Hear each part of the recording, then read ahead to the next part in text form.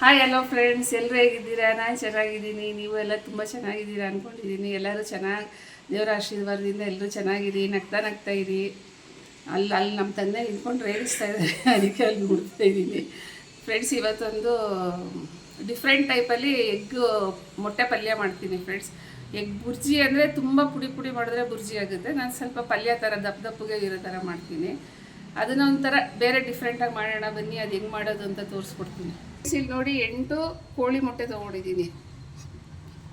ಅದಕ್ಕೆ ಇಲ್ಲಿ ಒಂದು 4 ಹಸಿಮೆಣಸಿನ್ಕಾಯಿ ತೊಗೊಂಡಿದ್ದೀನಿ. ಒಂದು 2 ಮೀಡಿಯಮ್ ಸೈಜ್ ಈರುಳ್ಳಿ ಕಟ್ ಮಾಡ್ಕೊಂಡಿದ್ದೀನಿ. ಇಲ್ಲಿ ಒಂದು 10 ಇಲ್ಕು ಬೆಳ್ಳುಳ್ಳಿ ತೊಗೊಂಡಿದ್ದೀನಿ. ಮತ್ತು ಕಾಶ್ಮೀರಿ ರೆಡ್ ಚಿಲ್ಲಿ ಪೌಡರ್ ತೊಗೊಂಡಿದ್ದೀನಿ.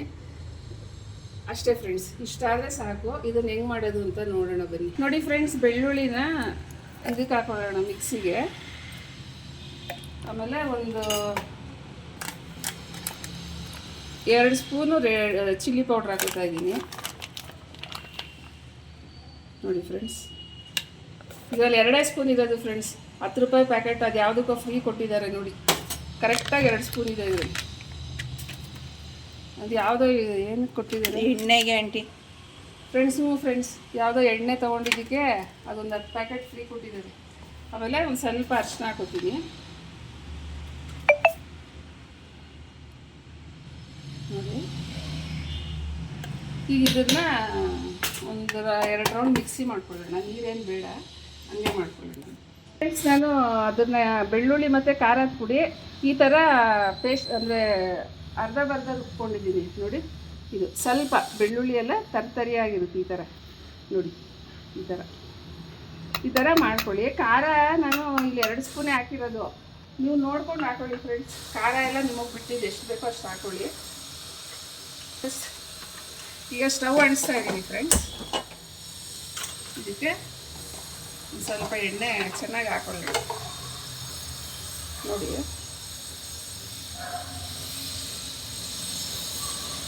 ಒಂದು 8 ಟೀ ಸ್ಪೂನ್ ಇದೆ ಫ್ರೆಂಡ್ ಎಣ್ಣೆ.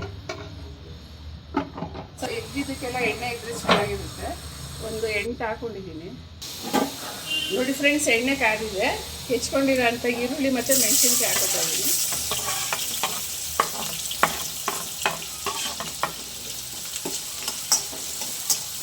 ಫ್ರೆಂಡ್ಸ್, ಒಂದು ಸ್ವಲ್ಪ ಅರಿಶಿನ ಹಾಕೊಂಡಿದ್ದೀನಿ. ಸುಮ್ಮನೆ ಒಂದು ಚಿಕ್ಕೆ, ಯಾಕಂದರೆ ಖಾರಕ್ಕೂ ಹಾಕೊಂಡಿದ್ದೀನಿ. ನೋಡಿ, ಈ ಚಾಕುಲಿ ತೋರಿಸಿ ನೋಡಿ, ಒಂಚೂರು ತುದಿಲಿ ಹಾಕೊಂಡಿದ್ದೀನಿ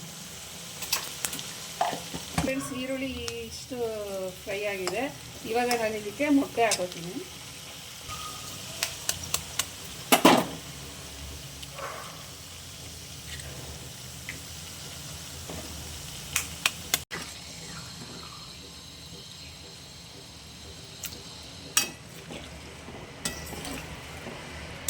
ಮಾಡಬಾರ್ದು, ಸ್ವಲ್ಪ ದಪ್ಪ ಇರಬೇಕು, ಚೆನ್ನಾಗಿರುತ್ತೆ. ಅನ್ನಕ್ಕೂ ಬರೀ ಮೊಟ್ಟೆ ಪಲ್ಯನೇ ಕಲಿಸ್ಕೊಂಡು ತಿನ್ಬಿಡ್ಬೋದು ಅನ್ನಕ್ಕೆ. ಆ ಥರ ಇರುತ್ತೆ ಟೇಸ್ಟ್. ಇದು ಎಗ್ ಹೆಂಗಾಗ್ತಾ ಇದೆ ನೋಡಿ. ತುಂಬ ಪುಡಿ ಮಾಡಬಾರ್ದು, ಸ್ವಲ್ಪ ಪುಡಿ ಮಾಡ್ಕೋಬೇಕು ಅಷ್ಟೇ. ಸುಮ್ಮನೆ ಈ ಥರ ನೋಡಿ.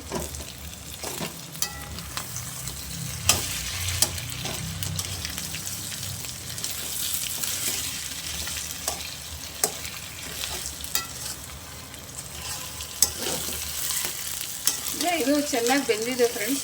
ಒಂದು ಸತಿ ಉಪ್ಪು ಎಷ್ಟಿದೆ ನೋಡ್ತೀನಿ. ಸಾಕಾಗಿಲ್ಲ ಅಂದರೆ ಈ ಟೈಮಲ್ಲಿ ಹಾಕೊಂಡ್ಬಿಡೋಣ ಚೂರು.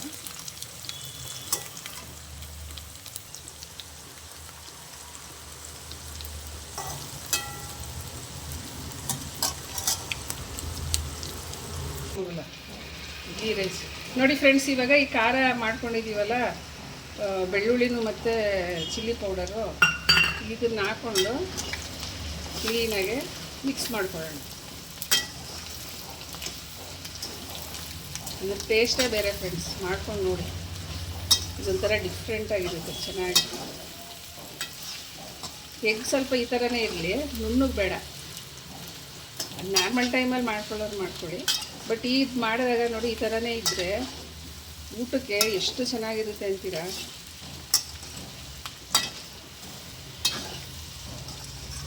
ಈಗ ಮಾಡ್ಕೊಳ್ಳಿ ಫ್ರೆಂಡ್ಸ್, ತುಂಬ ಚೆನ್ನಾಗಿರುತ್ತೆ. ಒಂದು ಸರಿ ಟ್ರೈ ಮಾಡೋದಕ್ಕೆ ಏನು ಕಷ್ಟ ಆಗಲ್ಲ ಫ್ರೆಂಡ್ಸ್, ಈಸಿಯಾಗಿ ಮಾಡ್ಬೋದು.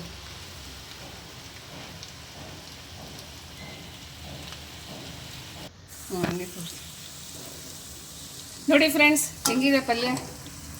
ಈಗ ಇದ್ದು ಕೋಳಿ ಮೊಟ್ಟೆದು ನಿಜವಾಗ್ಲೂ ಈ ಥರ ಮಾಡ್ಕೊಂಡು ತಿನ್ನಿ ಫ್ರೆಂಡ್ಸ್. ಮಾಡ್ಕೊಂಡಿಲ್ಲ ಅಂದರೆ ಈ ಟೇಸ್ಟ್ ನಿಮ್ಗೆ ಗೊತ್ತೇ ಆಗಲ್ಲ. ತುಂಬ ಚೆನ್ನಾಗಿದೆ ಇದು, ತುಂಬ ಚೆನ್ನಾಗಿ ಆಗಿದೆ ಇದು.